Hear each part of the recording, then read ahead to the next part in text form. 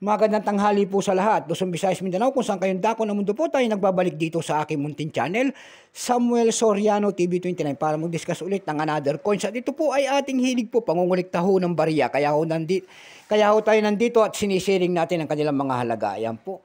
Magandang tanghali po sa aking mga subscriber kung saan kayong dako ng mundo po. Keep safe po sa lahat and God bless. Yun ang mga senior citizen dyan. Ayan, kung saan kayong dako ng mundo po, keep safe din po sa lahat. Yun naman mga kolektor natin at mga numismatis dyan. Magandang tanghali po sa inyong lahat. Ayan po. Yun naman po hindi pa po nakapag-subscribe dito sa aking YouTube channel at gusto nyo ang ganito mga topic po about coins. Ayan, sinisharing natin ang kanilang mga halaga. Ayan po. Para malaman natin kung magkano na ang kanilang mga presyo. Ayan. At ihingi sana po ako ng pabor doon sa mga hindi pa po nakapag-subscribe dito sa aking YouTube channel. Baka pwede naman po at malaking tulong na yan. Pakipindot naman po sana ang ating subscribe button, like and share para ma-update po kayo sa mga litis ko pang gagawin mga video po. Ang pag-usapan po natin ngayon ay pera ho natin. Ayan. 1 peso po. Ayan, 1 peso po. Ayan, punong-puno na ng pakikipagdigma ang ating bayani sa Dr. Jose Rizal. Ayan. And then 1 peso. And then Republika ng Pilipinas. Ayan. Ayan po ang ating 1982. Ayan po ang bagong lipunan series. Nakapaloob po yan sa bagong lipunan series. And then, lumang selyo po ng ating Bangko Sentral. Ayan, may nakita ho tayo dyan. Isang leon, isang agila po. Ayan, at saka 3 bituin.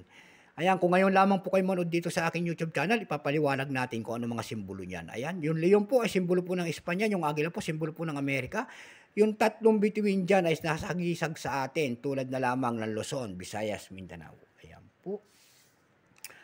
Bago ito magsimula sa ating topic, ayan po, kilalanin mo muna natin siya. Issue po, Philippines po, period Republic, 1946 up to date po. Type standard circulation coins, years, 1975 hanggang 1982. Value nito, 1 peso po, ang bagong lipunan series po yan, nakapaloob. Currency piso, 1967 up to date po. Composition po nito ay copper nickel. May bigat po itong 9.5 grams.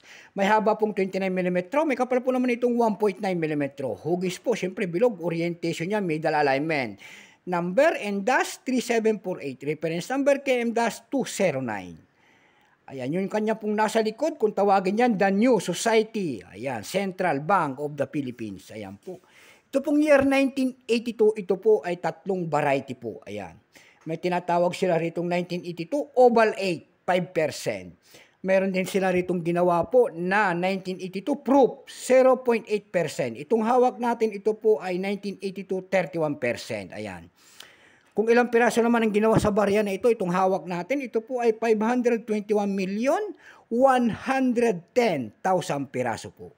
May price na po ito doon sa ating numista.com kung tawagin ng ating mga kolektor. Yung kanyang very fine 42, extra fine 42, almost uncirculated 47. At uncirculated nito ay nagkakahalaga na po ng 52 pesos.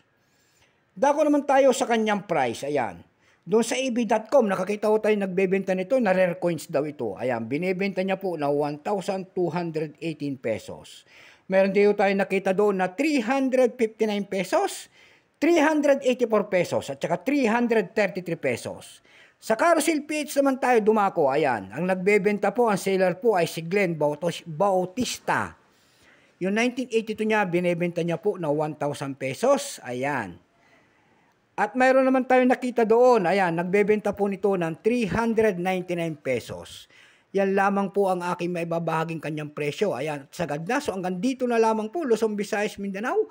Kung saan kayong panig ng mundo po, keep safe po sa lahat. In God bless.